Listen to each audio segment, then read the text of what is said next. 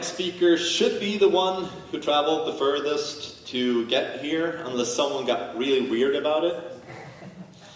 And he comes all the way from New Zealand to tell us the good word about Reactor. He's a principal engineer at Alembic and an Ash Framework core team member with a background in embedded Linux. And he's worked at Balena, which I think some people will recognize, probably mostly from flashing things to USB drives and SD cards. And he has built a really interesting library called Reactor. Welcome to the stage, James Harton.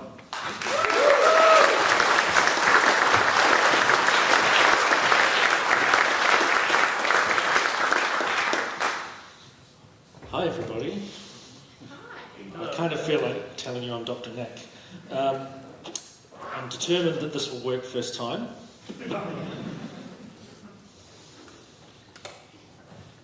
No, that's okay. It's reboot time. So while we reboot my computer, let's say thank you to Lars and everyone else who organised this conference, because it's been fantastic so far.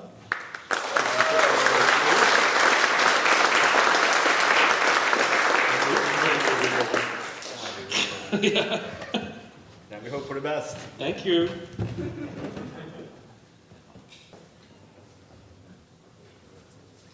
Yes.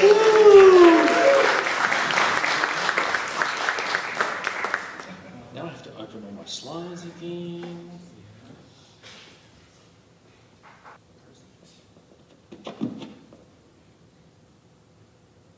Holy shit.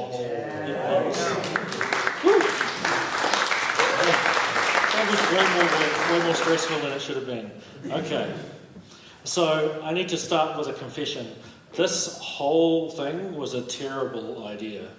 It was me drastically overcomplicating a project and then trying desperately to aim the foot guns away from my own feet. I was trying to make a Nerves app, not for an embedded device, but for like a network attached storage appliance. I never finished it, and I think you can probably tell why by the end of this talk, but I did learn a few things, and hopefully it'll be an enjoyable rabbit hole to spelunk in together. So I'm James. I live 18,000 kilometres away in a small town outside Wellington, which is in the middle of New Zealand. How small? Well, Varberg has a population of 35,000, and Featherston, where I live, has a population of about 3,500, so an order of magnitude smaller than here.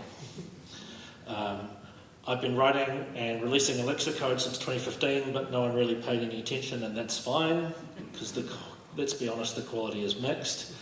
But about 5 years of that, I've been doing it professionally. By the grace of Zach, I'm a member of the Ash core team and the author of a bunch of packages in Ash, including Reactor, which is the reason I'm here today.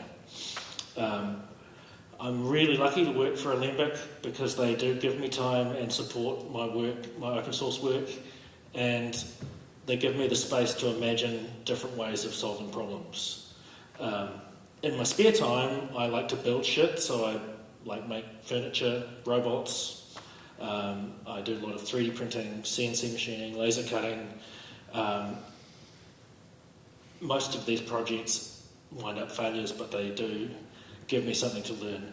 I'm also the proud spawn point for a couple of kids, and I have some great dogs. So we're going to talk about Reactor, and Reactor is a graph-based concurrent saga runner. It was written by me and is maintained by the Ash core team, or at least I hope it is. And although it is part of the Ash ecosystem,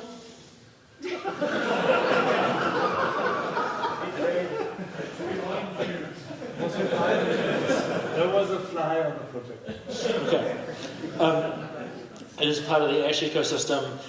This talk doesn't, well, I mean, there's a little bit of Ash in it, but not much. Reactor doesn't depend on Ash and doesn't need any Ash features. So Reactor is a Saga runner, and what that means is that it's designed to give you a kind of transaction-like behaviour across systems that you can't have transactions with.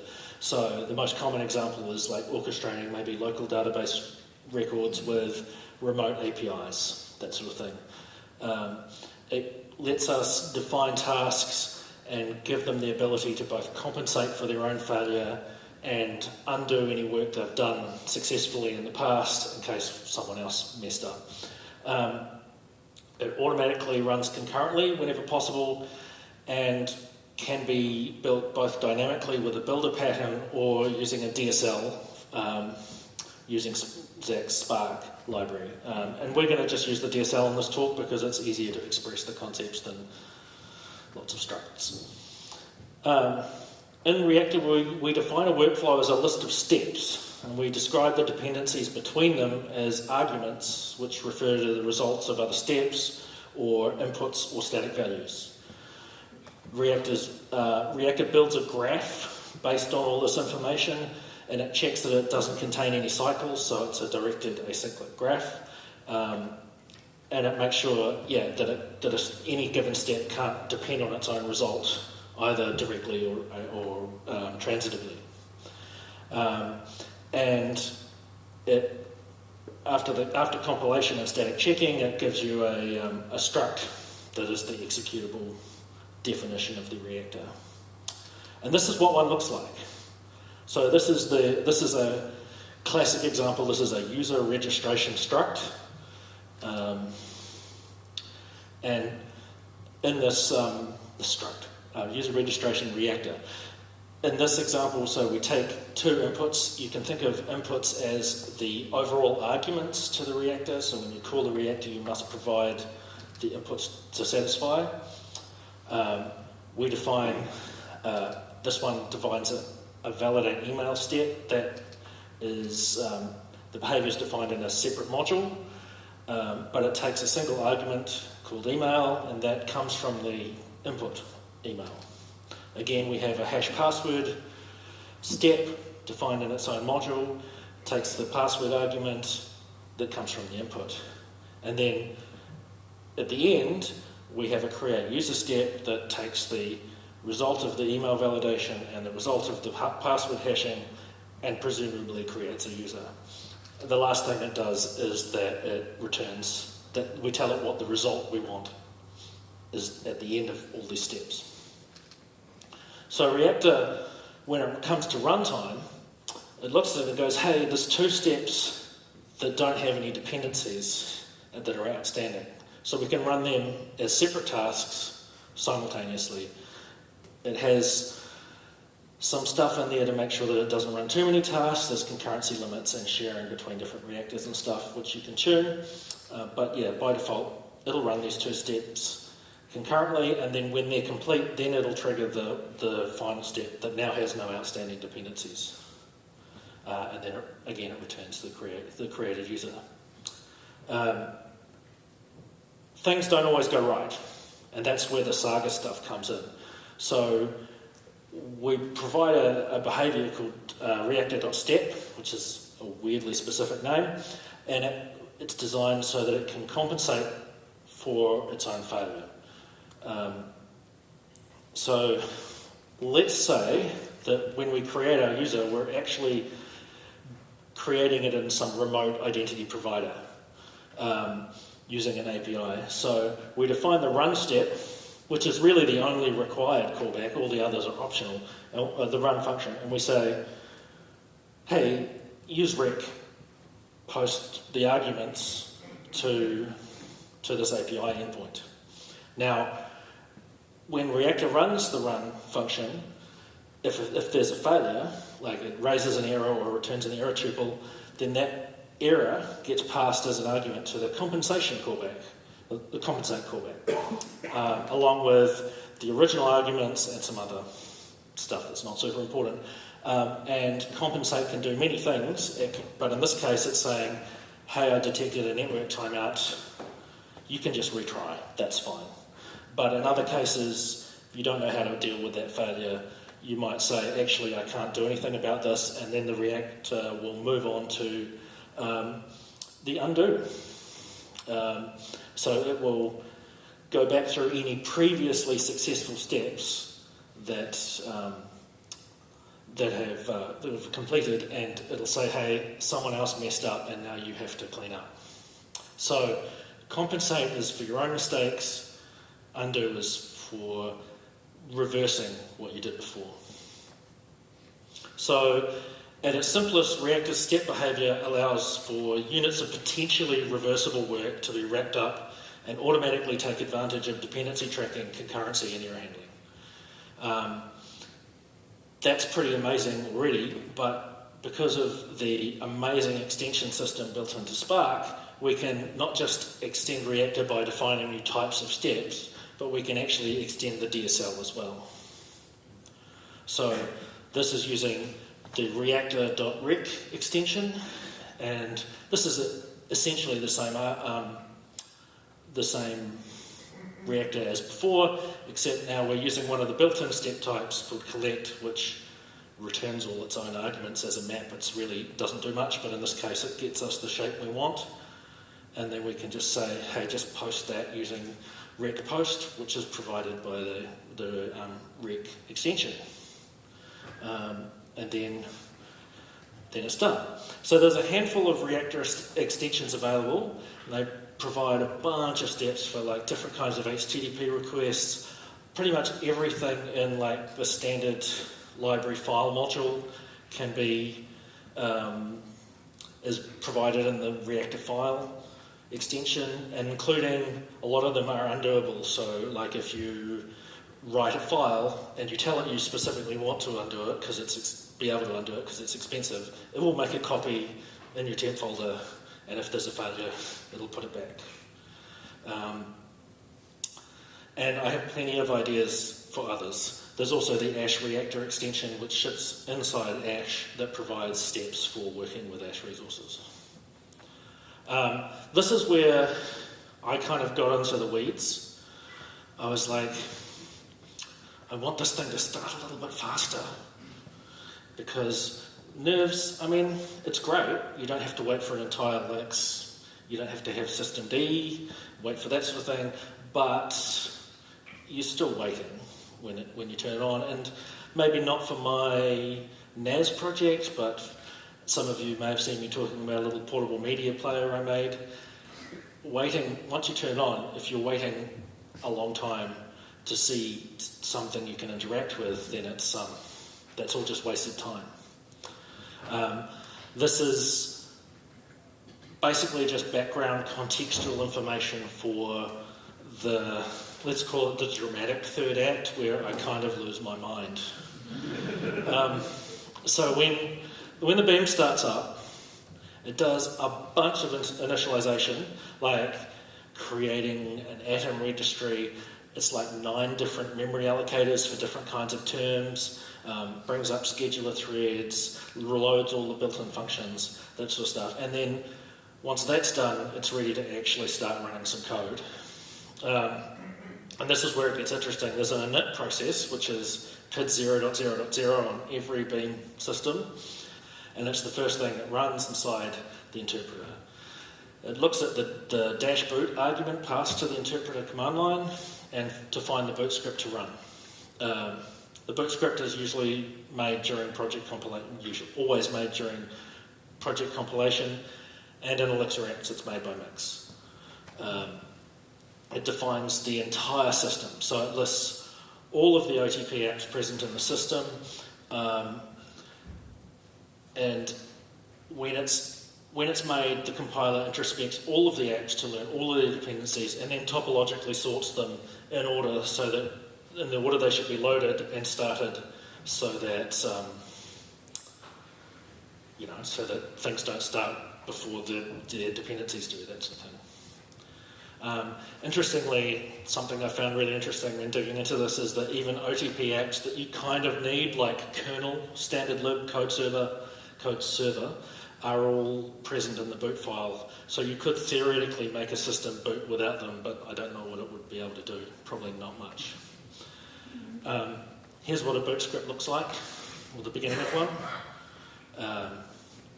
The first thing is obviously is the name and version of the app being started, and then we say, hey init, here's a list of all the modules that are built into the interpreter, so you shouldn't freak out when someone asks to call functions on them.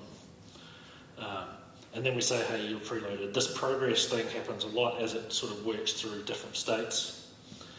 Then it says, add these paths, these search paths, to the system where you go to look for new modules, and then load these modules. And those are the kernel modules, so they're the kind of the most important ones, and then we say the kernel load is completed. And we repeat that process for every app.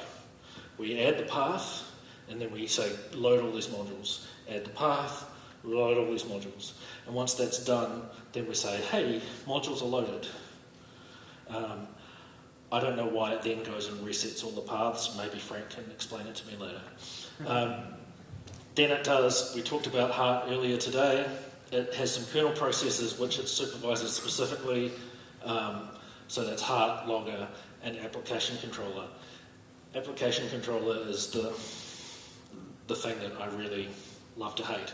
It defines the behaviour for the application module, and it is a gen server, and everything it does is done with genserver.call, which means that everything it does is sequential and not concurrent. So once the application controller started, then it switches modes and it starts just calling, telling the init process to call functions, and it says call application.load with this MFA, or for this application. Here are the arguments. And it loads the definitions for every application into the system so that it has a list of modules, it has a list of what the registered names are, and a bunch of other stuff. And once all of that is done, then we move on to actually starting the applications. The application start boot function, you're supposed to use application.start, but for some reason it's just a not documented public function that does this in this context. So we're calling application.startboot, kernel, standard lib compiler, Elixir. And again, these are all happening in sequential order, and one has to finish before the next one can start.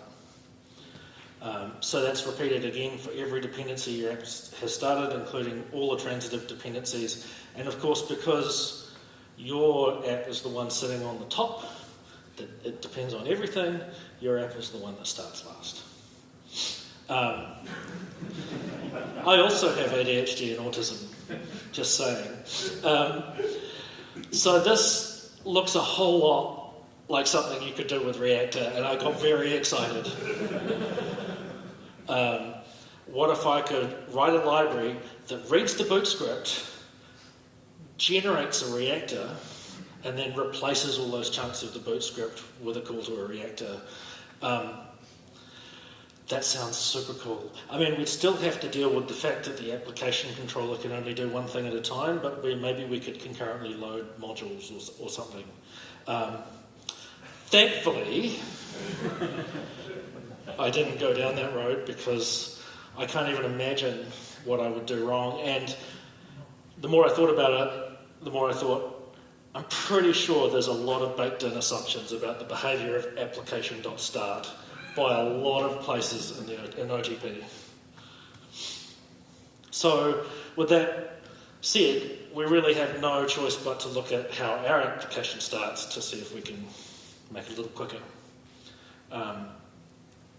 So let's start by looking at the application behaviour. This is pretty much just a bog standard like mix phoenix.new with a bunch of stuff removed so it fits on the slide. Conventionally, what happens is the application controller, when it's asked to start an application, makes sure all the dependencies are started first, and then it looks to see if there's a module or mod keyword on the application spec, and if there is, it says, okay, cool, I'm going to call the start function in that module, assuming that it implements the application behaviour. Conventionally, the start function starts its own supervisor, and that's what this one's doing, obviously. If this were one of our dependencies, then the next app couldn't start, our app couldn't start until its supervisor.start link at the bottom of that start function returns. When does a supervisor start link return? Well, it doesn't actually return until all of its children have started successfully. So this is so that if one of those child processes fails to start, then conventionally that would stop the supervisor from starting, which would stop the parent supervisor from starting, which would stop the entire beam from starting. Yeah. So when does one of the children return from its own start function? Well, most cases, children are gen servers, because even supervisors are gen servers. Maybe some ports, but mostly gen servers. And the answer is, once the init callback has completed, that's when the process has started. So if your app does a bunch of important stuff up front in init, and I was very interested in hearing about some Modbus stuff earlier because I made the mistake of trying to make a Modbus connect happen in an init call on a client project, and then wondered why it took minutes to start the app. You have to wait till the init call has actually finished successfully, and then your supervisor will start the next child, and so on. So, in order for your app to come up to a good state, you have to wait for every supervisor, gen server, port, state machine, and socket acceptor, everything under you to be ready.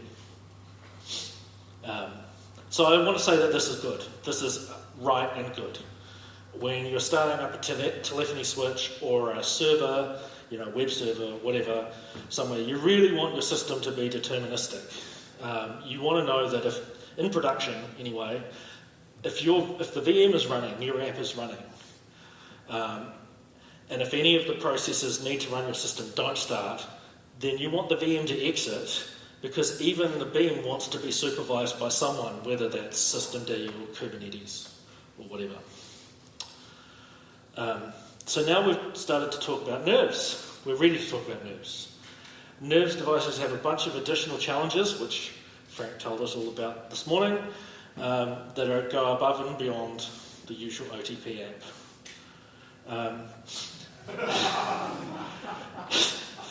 For starters, the beam is pretty much the only thing running on your system.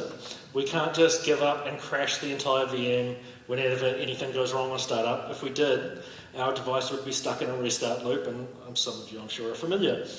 As soon as the beam exits, the device reboots, and around we go. And that's where some guy named Frank invented shorten. Its main job is to make sure that any OTP apps that crash don't take down the whole VM and cause our devices to go into an unrecoverable start loop. It does this by rewriting the boot script. This is why I gave you that context, to change the starts from being permanent to transient. So guess what? The application controller is also a supervisor, and those are the supervision strategies. It does a few smart little things. It shuffles some of the dependencies around to make sure that some important stuff happens first.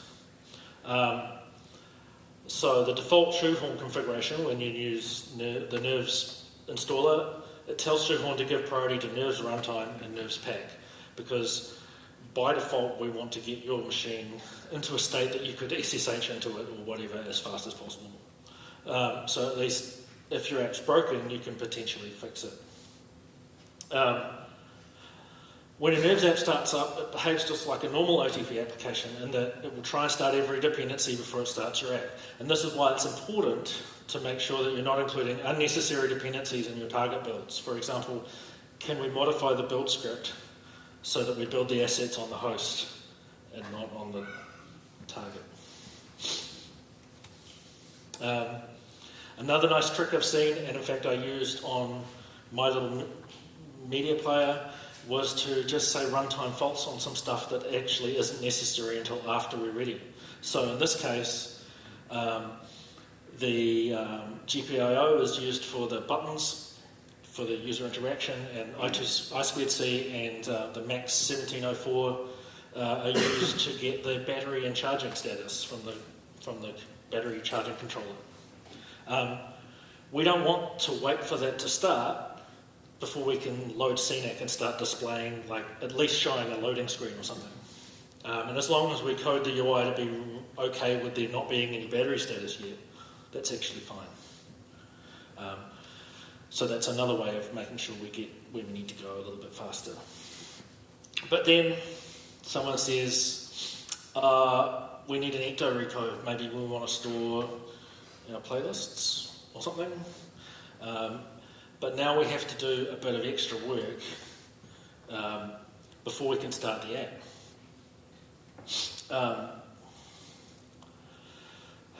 So we need to make sure the repo is up and all the migrations are run. And we can't throw that in a task like we did with the previous one, because the point of a task is that it doesn't block the cooler. So the repo might start before we're finished migrating, or try to, and cause our app to stop starting. So what usually happens? Oh, here we go. What usually happens is at the top we go set up DB. We call the function and we do this kind of pre-work before we even start our own supervisor. Okay.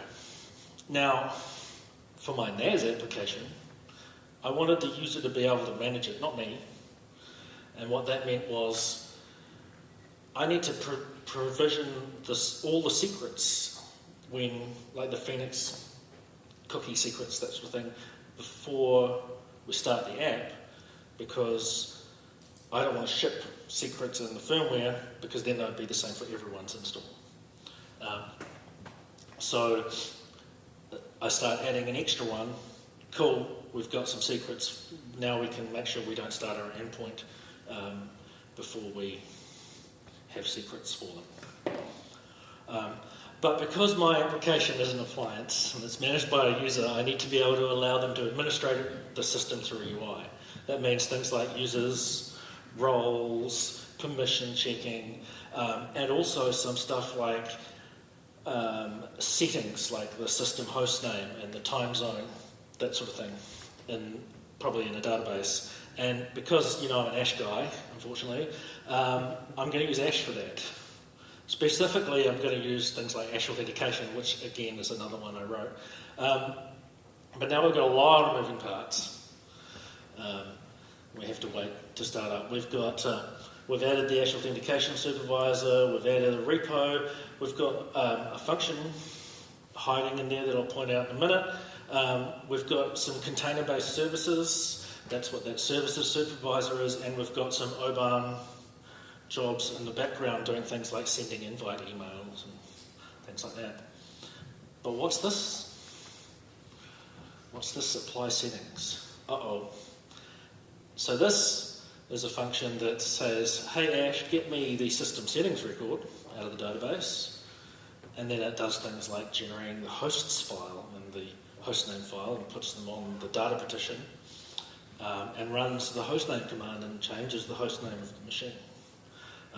In my nerve system, those files are overwritten to be symlinks to the data partition. But wait, there's another thing. Ash authentication also needs a secret for token signing. We need that before we can start the Ash authentication supervisor. So this is at the point at where I started to feel really like my application module is getting out of hand, and it's not quite right. Like, should I start the endpoint before I've changed the hostname? Should I guarantee that behavior? I'm not sure. So, of course, because I wrote Reactor, and I kind of now see everything as a potential reactor, I decided to go and write some extra Reactor extensions, which is why these exist, to solve my problem, when really all I did was add 2 more things to my Yap stack. So now that we've got some knowledge about Reactor, we've got some knowledge about how processes and applications start, I can try and tame this application supervisor a little bit. So I'm going to create a reactor called startup reactor. This file is too long to fit on my slide, so we're going to take it in chunks. Cool. So the first thing is it takes an input called supervisor. We'll get back to that. We have a step that is called all repos step, and it just gets all the repos out of the application configuration environment. Next, we have a map step. And the map step iterates over a list of inputs. So it says here the source is the result of all repos. We don't care about the ordering because that would incur extra runtime cost. And then we say we want to, for every element of the repos, of the all repos result, we want to run the migrate repo step. And then, this is the migrate repo step. It looks basically like the code you would have traditionally in your application controller. It's now just moved into a step module. And then we have the start child step, and this comes from the Reactor process extension. And it's a wrapper around the supervisor.startChild function, as you can probably imagine. So what we're going to do is we're going to dynamically add the children to the application supervisor as it's appropriate to start them. Because of the wait for option up there, we're saying, you can't do this. I have an explicit dependency on migrate, so that has to finish before I can start. So I'm orchestrating the fact that I need to do some work before I can start the process. So also it would only run that step if the migrate step succeeded. So the cool thing about the map step is it uses the nested step definitions to create new steps and then, 7, and then give them back to the reactor. The reactor then can replan, and it can go, if we had lots of repos, it could go, okay, well I can migrate all these repos in parallel, concurrently, and then start the repos. Now that's pretty overkill because, as you know, we only have one repo, but you learned how a map step works, so job done. So now the next chunk of the reactor, we create a directory on the file system and store our secrets in it. On the device, this will be in the data position, but on the host, it's just a temporary folder. We create our secret key and live view signing salt, and those steps look pretty similar. They take a file path on which to store the secret, the length of the desired secret in bytes, and the application environment to put the generated secret in. So once we've generated it, we want to set it in the environment. I'm not going to show you the implementation because it's pretty much exactly what you think it is. Read any existing secret from the path, check that it's the right length. If it's not, we're going to generate a new secret of the correct length and write it to the file system, and then set the secret in the application environment. Now we have a step which loads the settings record in Ash. This can't happen until the repos are started. So that's why it says wait for start all repos. Then we ask the supervisor to start the Phoenix endpoint. It starts as soon as the settings are loaded, so the host name is correctly set. So now I don't have to think about that failure mode anymore. It knows that all its secrets are also present. Now we generate the Ash authentication token signing secret and start its supervisor. And lastly, we start our apps services supervisor and OBAN because they both rely on the proposal. So now, of course, Reactor will schedule them whenever it wants to, whenever their dependencies are ready, but it's still helpful to visualize it as a list. Last step is to hook it up to our application module. We still have statically defined children because none of these are particularly interesting and need any special treatment, and that's fine. So we start the supervisor, match its PID, run the reactor, passing the PID in as the supervisor input, return the PID. No one knows that we've done anything unusual. Now, that's it. Our application's very complicated startup process, or at least it felt like it to me, is being orchestrated by Reactor. We get benefits like concurrent step execution, but I think the main benefit is the annotation, the explicit annotation of dependencies between child processes and what they need, and the other child processes that depend on them. If later you're adding a new feature and you need to add more to your application supervisor, you don't have to look at the list of children and go, do I put it between this one and this one? You can put it in a reactor and say, well, I know it depends on these things, and then you don't care anymore. As I said at the start, this was a rabbit hole. I probably don't think you should do this, but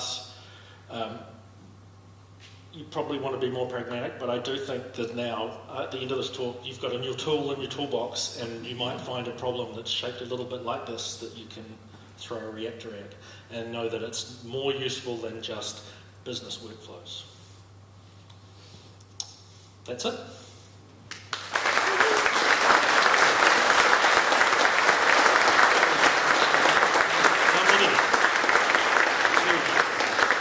I can do 2 minutes of questions if you want, or I can leave you alone. So adding this into Ash is pretty easy? Yeah. The Ash Reactor extension defines DSL and steps modules for like calling the standard actions like create, read, update, destroy, that sort of thing. Yeah. Yes? Was your new solution faster? Yes. But would anything other than a time and notice? Like, probably not. It was faster, but it was only marginal. Because really those steps were like generating a 32-bit long secret and writing it to a file system is not going to take that long. But the actual, I think the dependency management was more important than the speed in the end. Do you have a sample people for this? Yes, I do, and I will drop it on the Discord afterwards. All right? Thank you.